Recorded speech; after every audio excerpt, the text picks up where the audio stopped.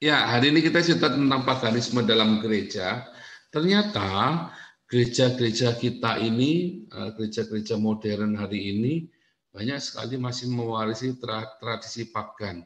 Apakah pagan itu? Pagan itu di zaman itu disebut pagan adalah ketika mereka kafir.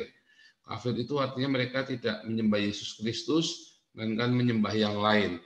Makanya mereka disebut pagan. Ya, saya nyendek dulu. Makanya mereka disebut pagan karena mereka menyembah yang lain.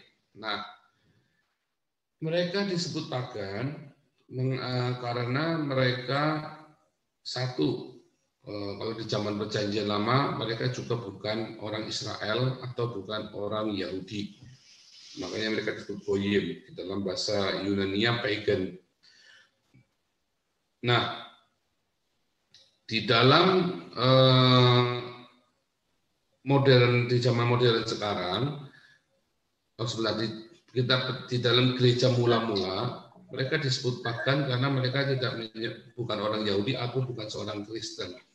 Ya, makanya mereka disebut dengan pagan. Nah, kemudian para pagan ini mereka punya dewa-dewa sendiri ya di zaman Perjanjian Baru. Nah, kemudian orang Kristen menjadi mayoritas saat itu. Di sekitar tahun 200-an orang itu mulai banyak bertumbuh dengan cepat sekali. Karena apa? Karena orang Kristen saling mengasihi dan mereka bisa dimanapun mereka masuk, mereka nge-blend dengan penduduk lokal. Mereka hidup tidak pernah menumpahkan darah, mereka hidup dengan tradisi kasih, ya, charity, saling berbagi, ya, peduli satu sama lain. Itu tuh ciri khas kekristenan di awal-awal mula-mula. Itu membuat simpati dari banyak orang, bahkan dari orang-orang pagan, para penyembah-penyembah berhala, tidak selalu berhala ya, orang pagan itu tidak selalu menyembah dewa patung-patung ya. Mereka ada yang percaya animisme dan dinamisme. Mereka tidak selalu patung-patung. Nah, seringkali kita memperkirakan bahwa yang namanya pagan itu selalu menyembah patung. Enggak. Islam pun pagan ya. Kalau sudah tahu Islam itu sebenarnya pagan. Orang yang menyembah Allah selain Allahnya orang Israel itu disebut pagan. Ya. Jadi orang Kristen sendiri bagi orang Yahudi, bagi Yudaisme disebut pagan sebetulnya. Kenapa? Karena satu, mereka tidak menyembah Yehova yang mereka pahami. Nah, orang Yudaisme kan menolak Yesus. Beda dengan orang Mesianik. Nah, makanya orang Kristen disebut goyim. Tetapi orang Mesianik, karena mereka mempunyai tradisi yang sama dengan Yudaisme, mereka tidak bisa menyebutnya goyim. Karena orang Mesianik ini adalah orang Yahudi yang menjadi Kristen. Mereka juga disunat, mereka juga melakukan seluruh hukum Taurat. Makanya nggak bisa disebut pagan, nggak bisa disebut goyim, orang Mesianik ini. Nah, sayang orang Mesianik ini di abad ke-20 ini nggak terlalu banyak. Karena selama gereja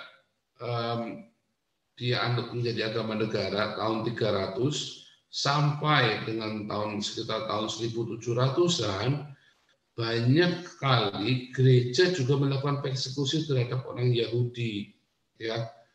Ada yang saya catat kira-kira 2 atau 3 kali itu ya dilakukan persekusi, termasuk zaman Hitler. Nah, itulah sebabnya terjadi gap.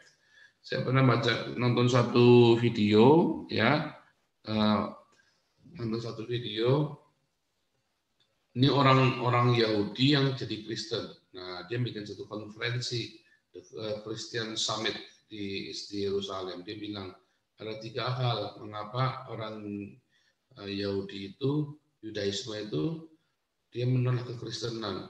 1, karena persekusi, udah jelas. Ya, karena pernah dipersekusi mereka. Jadi terjadi gap, mereka curiga. Mereka melihat orang Kristen, mereka pernah dipersekusi. Waktu di Spanyol, ya, juga dipersekusi. Waktu di gereja mula-mula, mulai mereka menguasai Roma, orang Yahudi disingkirkan. Ya. Terus Itu termasuk yang zaman Hitler. Setidaknya 3 kali orang Yahudi itu mengalami persekusi oleh gereja atas namakan gereja. Kenapa? Karena waktu itu gereja meninggalkan firman Tuhan. Mereka percaya dengan replacement teologi. Ya, replacement teologi adalah orang Yahudi ini sudah terkutuk.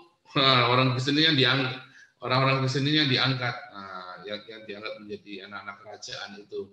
Ketika Yesus berkata, sesungguhnya kerajaan ini dipindahkan kepada bangsa yang olehnya kerajaan Allah itu berbuah. Nah, itu yang kemudian dijadikan satu keyakinan tentang replacement teologi itu. Nah, itulah masalahnya sekarang. Masalahnya sekarang bagi gereja-gereja untuk menjangkau orang Yahudi menjadi sangat sulit.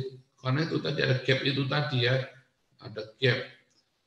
Nah, itu yang kenapa bisa ada gap tersebut? Karena itu tadi gereja meninggalkan firman Tuhan dan menganut replacement teologi. Makanya terjadi kebangkitan gerakan mesianik dan banyak sekali gerakan-gerakan yang menamakan dirinya apapun, kembali ke akar Ibrani lah, apapun segala macam.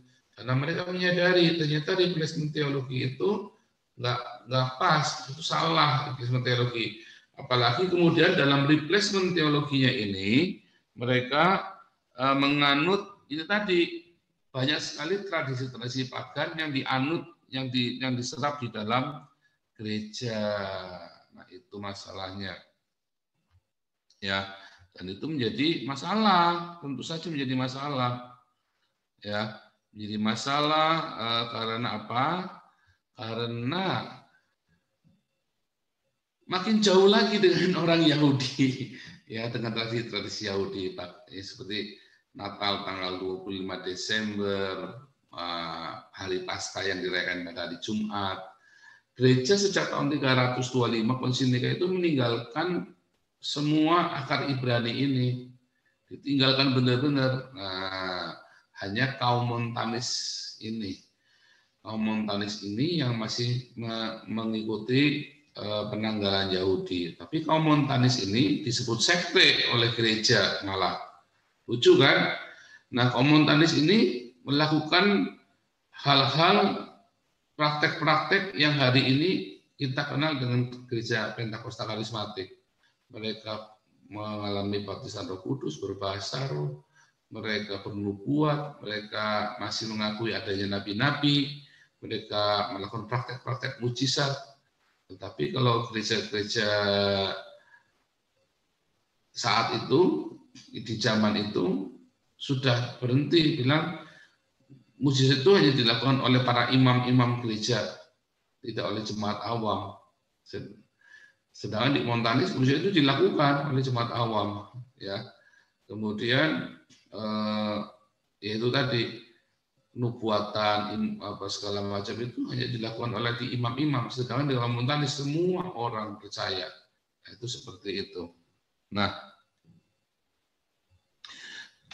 kemudian perkembangannya. Nah, kita selalu balik ke sejarah gereja ya dari kemarin ya, karena memang untuk kita memahami apa yang terjadi hari ini kita harus tahu sejarah gerejanya. Nah, itulah sebabnya kalau saudara lihat di dalam perkembangannya hari ini, Anda akan melihat semua ritual di dalam gereja Anda itu nggak sama dengan yang ada dalam Kisah Rasul. Loh, yang mana yang nggak sama, Pak? Nah, contohnya perjamuan suci, salah satu contoh. Yang Anda sebut dengan perjamuan suci, Holy Communion, perjamuan kudus, namanya saja sudah berbeda. Nama yang Anda sebutkan itu Holy Communion, perjamuan suci, perjamuan kudus, itu adalah sebuah nama yang diambil dari kisah Dionysius, ya, dewa anggur. Yesus dewa anggur ini dia punya cerita yang hampir sama ya, dia ada tubuhnya yang terpecah dan darahnya yang tercurah. Nah, itu sama dengan ritual pemujaan kepada Dionysius. Orang Yunani atau orang Romawi merayakan tradisi ini yang sama dengan kita. Anda yang Anda rayakan di gereja hari ini dengan hosti kecil dan dengan cawan anggur. Dia lakukan itu. Nah, disebut dengan perjamuan suci atau Holy Communion, komuni, Holy Communion, bersekutu. Nah, bersekutu dengan Dewa Dionysius. Nah, ini kemudian diadopsi oleh gereja, ya. Loh, yang benar bagaimana, Pak? Yang benar coba kita buka di dalam 1 Korintus 11 ya, kita buka 1 Korintus 11.